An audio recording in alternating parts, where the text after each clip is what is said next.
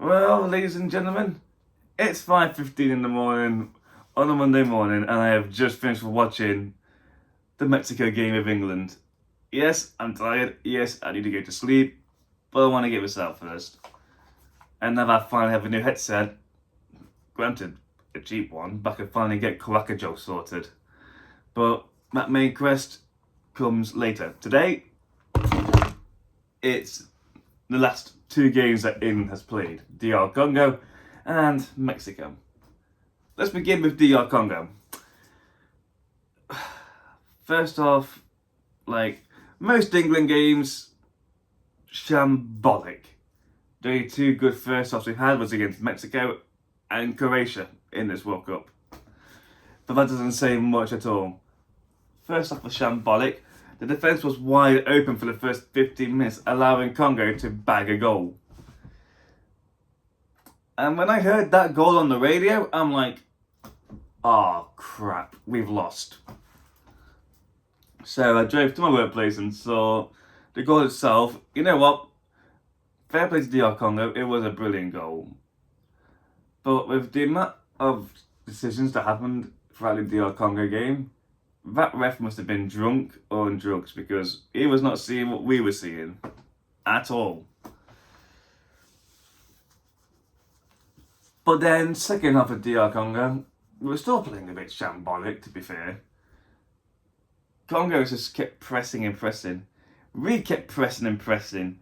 We were trying to do what we did against Ghana, just press and try and break the defence. But it wasn't working until Kane finally managed to get us a goal. It took ages, but somehow he managed to break through Congo's defences and keeper. Bag us a goal, and then bag us a goal again. I honestly think that if the DR Congo game went to penalties, we would have gone by now. Because everyone knows England's history with pens. We're not good at them. We have not been good at them for a long time. So Congo, we managed to just barely scrape by, I'll be honest. But Congo was still a decent team, so I can't even ignore that. They were easily one of the underdogs. Like Mexico. The Mexico game was ecstatic. Then again, hardly any English fan was there, because with the Azteca, there were so many Mexicans because it's their own stadium on their home turf. And the amount of bitching that I have seen from fans, I did this myself, so I'm including myself in this. Everyone bitched about the climate, about how it's 2,000 feet above sea level, the oxygen is thinner, and the team may not be able to cope with it. I was one of these, but after a while of the complaining I was doing, I said to myself, if we lose against Mexico, we lose against Mexico. Because I think, at that point, I didn't know who we were going to get, and if we were going to get the likes of Brazil, Argentina, France, or Norway, Argentina, France. Because that's the way it's looking to go.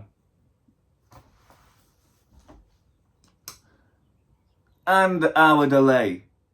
This is one reason why I am so shattered. I was meant to record this video an hour ago, but because they had to hook it back from 1 AM to 2 AM, why? I'm knackered and I want to go to bed. And I'm still trying to complete this video before I go to sleep. What's wrong with me? I gotta be up in a few hours. However, game kicks off.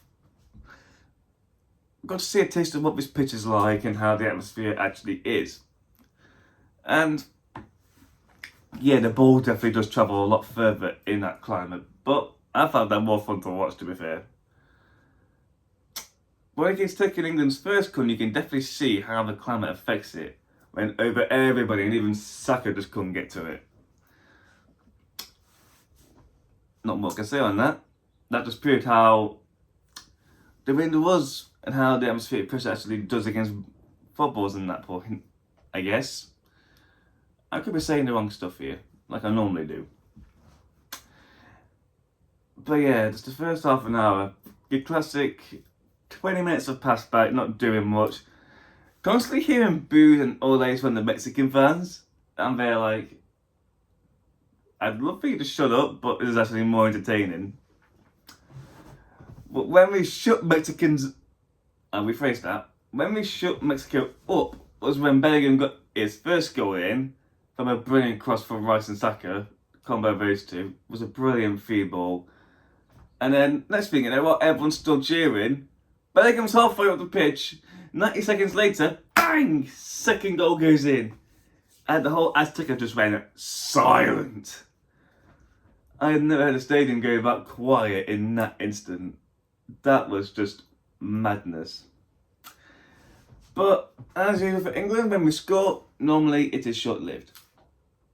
Mexico scored a few minutes before extra time. And we had 5 minutes of it, which wasn't that bad.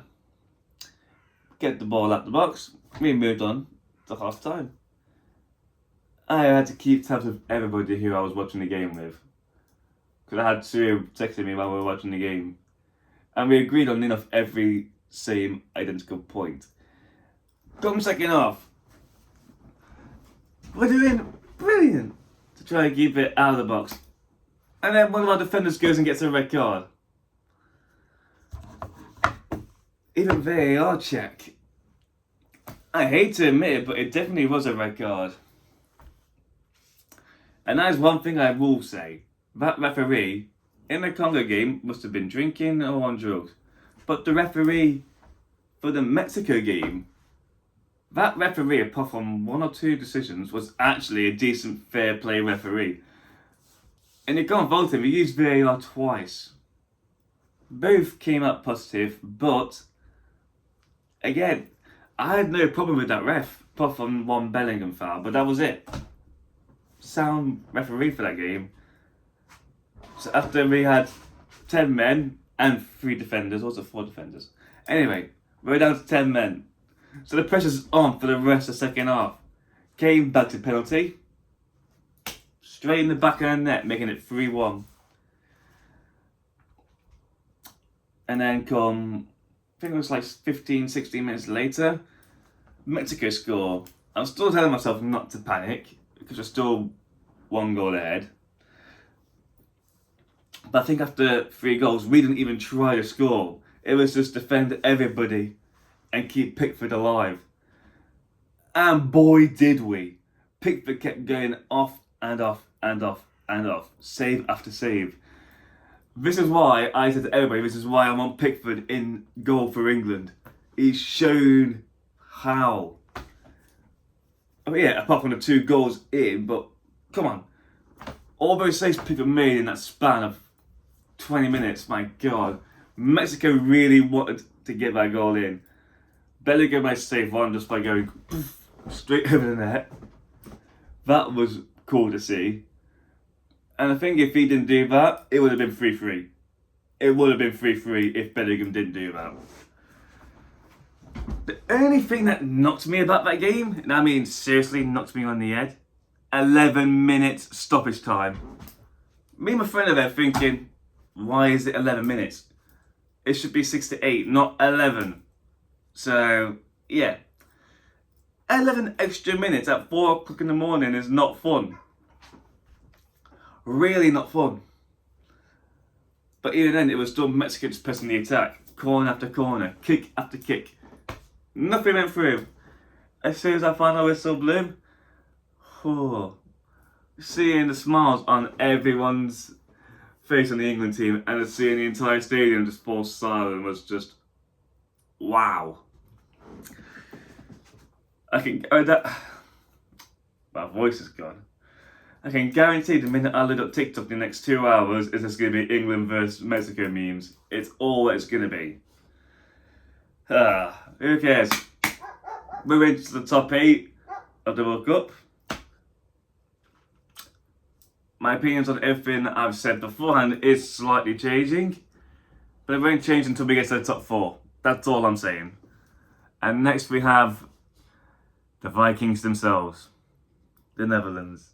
Netherlands? Shut up! Norway! Why did I say Netherlands? I'm going loopy from not sleeping. I'll never do that again. So, it's Norway we have on Saturday. The Vikings. That could be a very intriguing game. And you know what? If we don't come out on top on that one, I'll be fine with it. As long as we get top 8, I'll take it. Hope you enjoyed. It is still so early. I'm going to bed and then do Quacker Dog's main quest. See you later.